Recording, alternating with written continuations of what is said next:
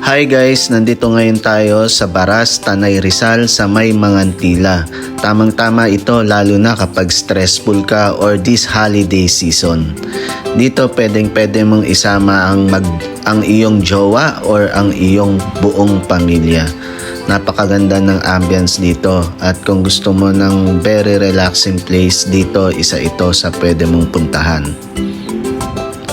The best time na pumunta dito ay bago lumubog ang araw or siguro mga 5 PM dapat nandito na para makita mo yung oras ng paglubog ng araw. Napakaganda ng lugar kapag makikita mo yung paglubog ng araw. Free entrance din po dito, lalo na kapag magdi-dinner kayo dito. Kapag magdi-dinner kayo dito, free entrance na, pero kung gusto nyo lang mapumasyal, magtingin-tingin, ang entrance po dito is 30 pesos lang. From Quezon City kami at papunta sa Tanay Rizal, siguro kulang-kulang 1.5 oras ang biyahe namin. At kung sakaling plano nyo rin pumunta rito, isearch nyo lang po sa Google Maps or sa Waze is yung Mangantila Cafe and Restaurant. Makikita nyo na po yun.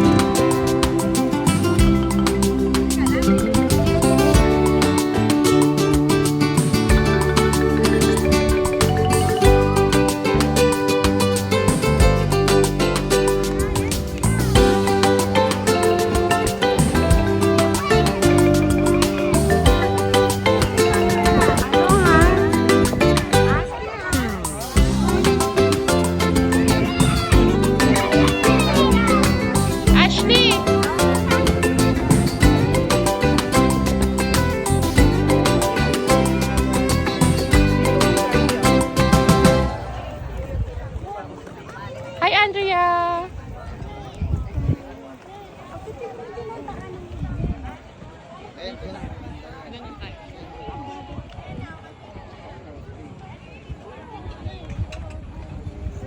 Ganyan mo na lang kasi.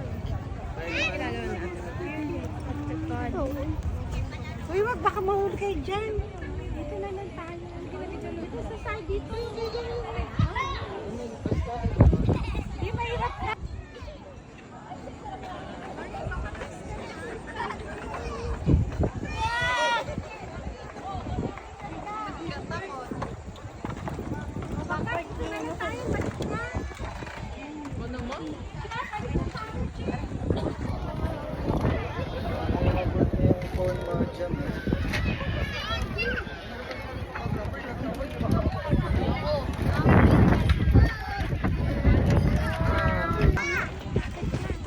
Hello! Hello! Oh, ay, nandito dito.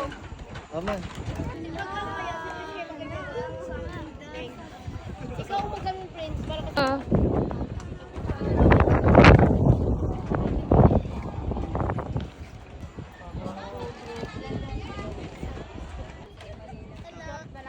galaw yun yan. Oo, ganyan. Niwala kayo sa akin. Thank you. Ayun ka rito matabi mo. Ay, ulit.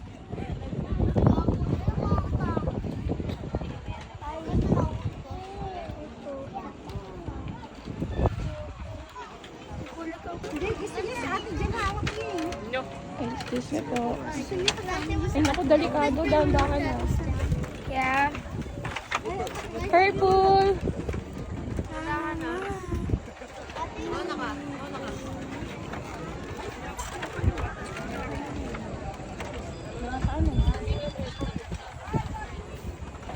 Parang gusto ko dito kumain o dito na lang tayo kumain.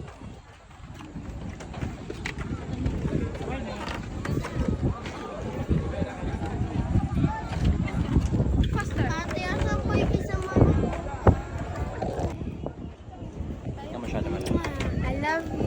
Bye-bye! Sige na, meron naman pipicture.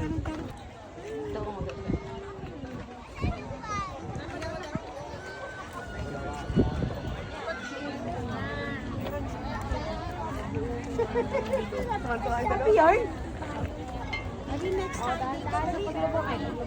Adi next time.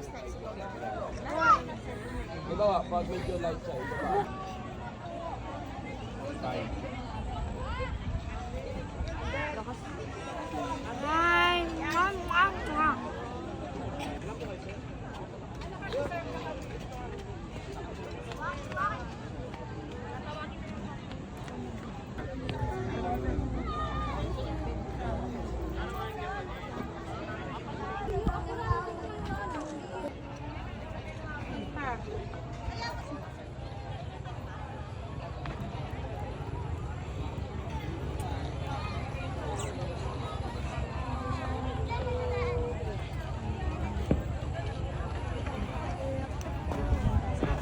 Hi, Ma!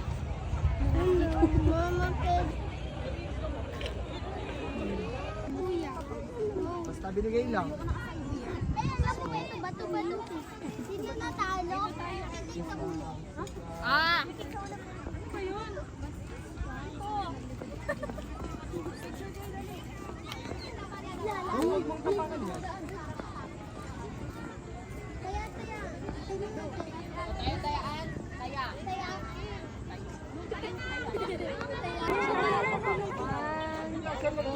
Hindi ka kumuha na ito.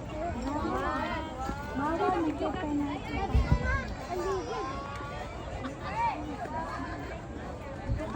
Dito yung mga dami mo. Saan daw tayo? Sige po, diretso lang.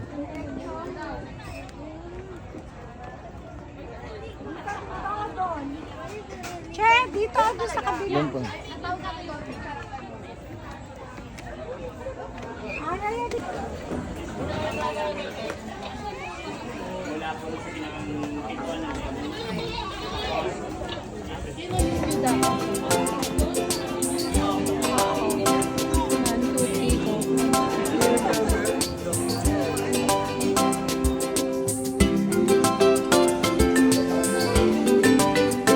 Dito, paano ito?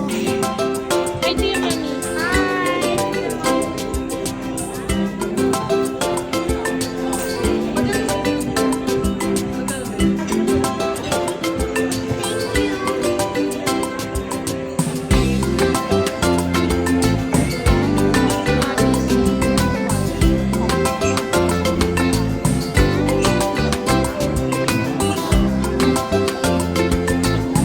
At ito na nga, dumating na nga ang ating food. Nandyan yung barbecue nila, malalaki yung barbecue nila. At meron din tayong bulalo. At yung bulalo, masarap siya. Malambot yung laman para sa mga bata. Meron din tayong kanin. Siyempre, hindi mawawala yung kanin. At ang pansit with bagnet. Masarap yung bagnet nila at yung pansit. Ang sarap. Malalaki yung barbecue. Siyempre, dapat kapag umorder kayo dito, dapat ipa-ready nyo na siya kasi hindi siya ganun kabilis dumating. Siguro inabot din kami ng mga 20 to 25 minutes dahil nga sa sobrang daming tao na kumakain. So tara guys, kain muna tayo.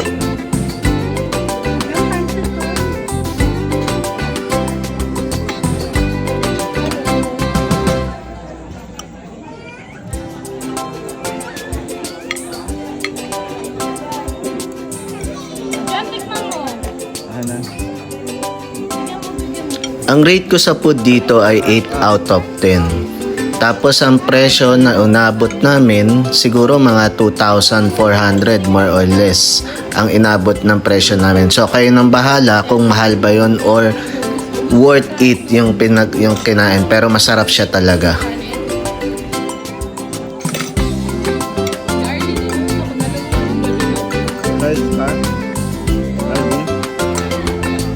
Nice to siya. Pangatlo na. Kain na na. Ito yun na nga, dumating na nga yung halo-halo. At kapag umorder kayo ng halo-halo dito, hindi mo siya talaga mauubos kasi napakalaki ng servings niya. Pero kung ikaw, yung tipo na tulad ni Jam, eto, na mahilig sa halo-halo, mauubos mo siya.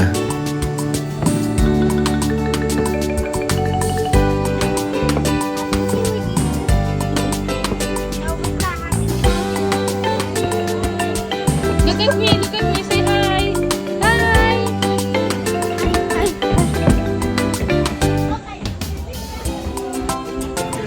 Ayan na nga, tahimik na sila. Nagpo-focus na lang sila sa kanilang mga cellphone dahil busog na sila. At pagkatapos niyan, maya-maya ay iikot ulit kami para magpa-picture-picture ulit.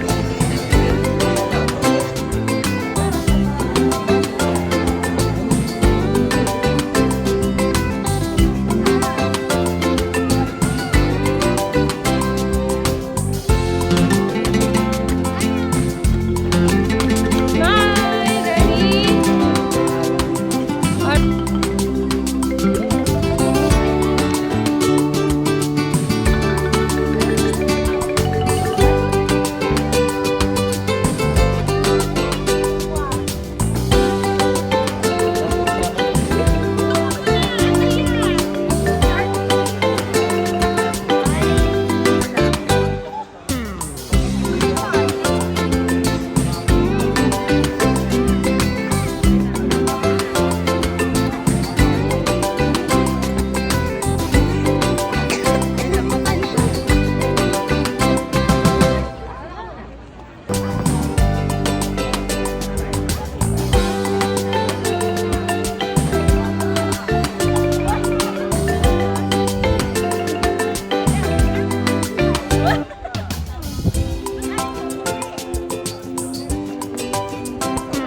Ayun, dito kayo. Ang ganda.